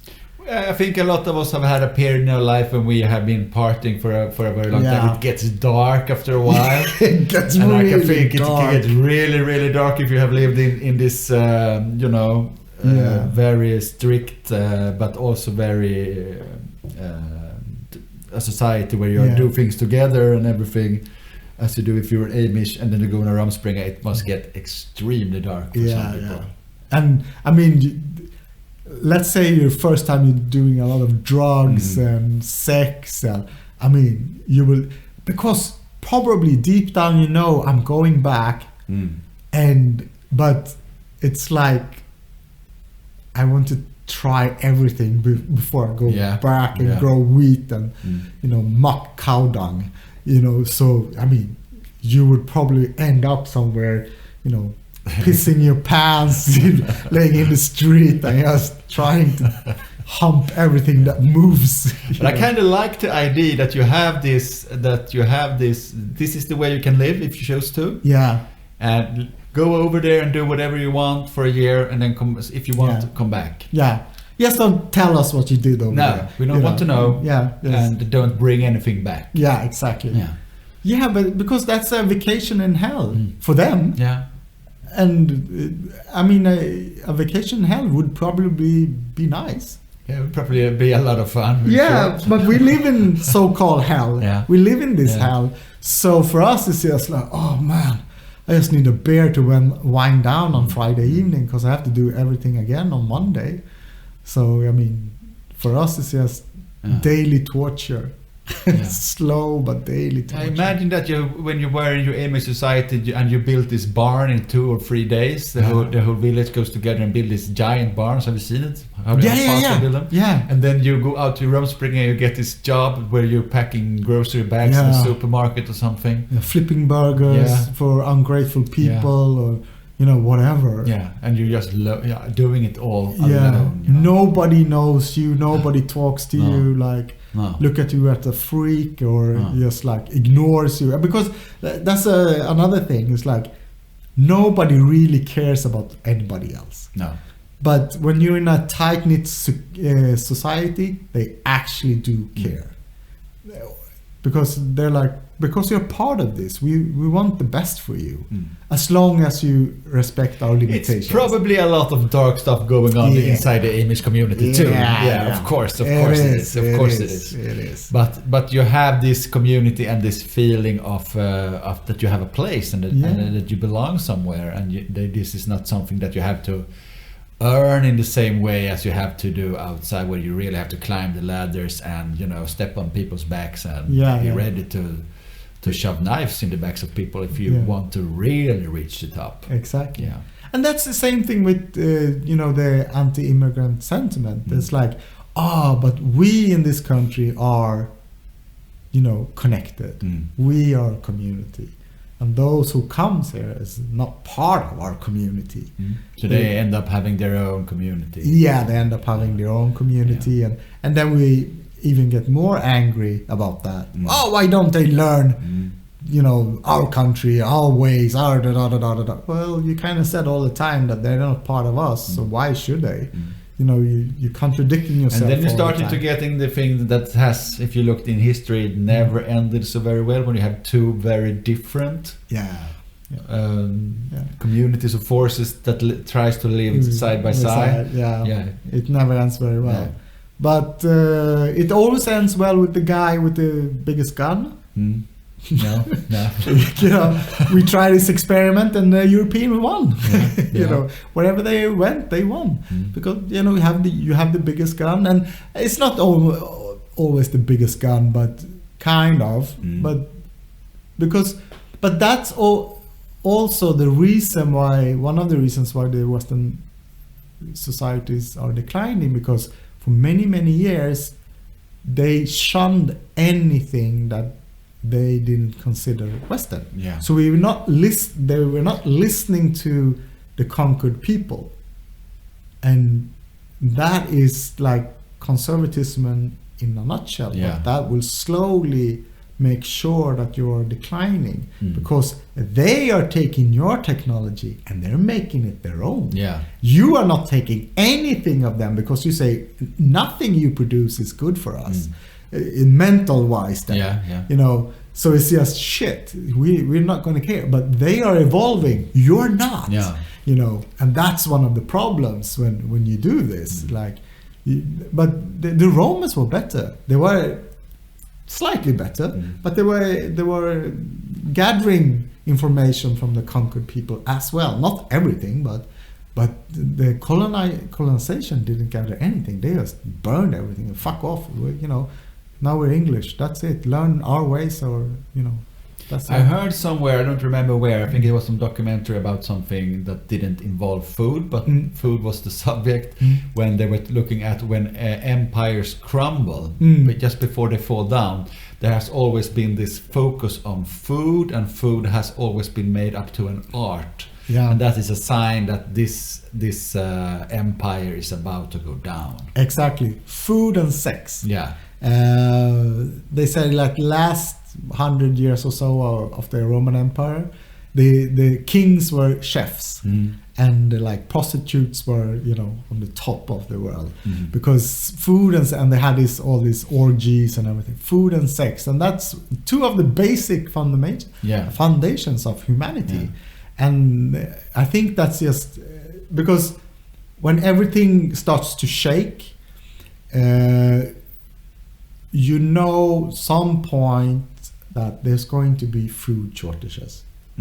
When war breaks out, when calamity breaks out, there's going to be food shortages because the farmer somewhere is going to stop sending things to the market because he might not get there. Yeah. You know, and he will start protecting his family and his community, and they will start sharing food, and they will not share with everybody else. Yeah.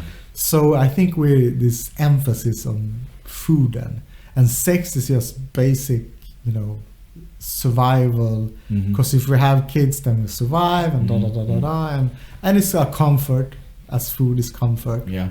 If you have food, you feel safe. If you have sex, you definitely feel safe. You don't have sex in a battlefield. No. You know, you have it I think after. there have been a lot of sex in the battlefields, to be honest. Yeah, not I think- during a battle. I think sex has always been a means of power and things like that. Yeah, but not during the battle. I don't know. Because when you have your pants down when you have sex. Yeah. You have to have a secure enough surrounding Yeah, that but you can enjoy. not all wars are on a big muddy battlefield. You know? No. So I think- That is correct. Yeah. But I mean, rape and things, they start to rape as soon as the main enemy is defeated, or they feel safe enough that they can pull their pants down and put down the sword to take out the miniature sword and do some things with it, you know. So, but sex is always very part of war. Oh yeah, it's like sex and killing it. Have you read Anis Nin? Yeah, which one? I can't remember. The Venus Delta or something. Yeah, when I was very young. Yeah. Yeah, same here. Yeah. But in there, there's Raunchy. in there, there's a story when they're watching a hanging, and she's watching, and this guy behind her starts touching her, and they're having sex in this big crowd, and they're like climaxing when he's like snapping his neck, and it's very erotic, and because there's something there with sex and death that is very connected to. And they call the orgasm the small death, you know. Yeah, So, exactly. So that's, Another bending reality. Yeah. There's a lot of bending realities. we seem to bend them all the time. Yeah, exactly. We're doing it constantly. We're always bending reality to fit one narrative or the other. But the thing is, like, could you stop? Is that what Jesus and Buddha did? Did they stop bend reality and just focused on one? Of one reality. Yeah, on one reality. Yeah. And they, because when you just focus on one, do you become like an oil tanker, this unstoppable force that just pushes everything else? Because everything else is divided into many sides. I mean, we as a person is divided into many realities that, but if we just stopped and just become this one reality, who could move us? You meet a king and you would, greeting him as the same way you meet a beggar on the street. Yeah. Nobody could move you. They couldn't shake you because they have all these small realities that they have to maneuver all the time. Yeah. They're like standing on one toe, like, oh my God, I'm there. But this one powerful force that's I'm just this reality, and everybody else has just get out of the way. I think that is what they tapped into, that one reality. Choose your one reality. Yeah, exactly. And That's a great final word. Yeah. Choose your reality. We'll probably return to this subject in a lot of episodes, I think, because it's inevitable. Yeah, in a and way. it's so vast. Yeah. And it taps into so many things that we are interested in. So, till I hear you next week, take care. Take care. Yeah. Bye. Magic.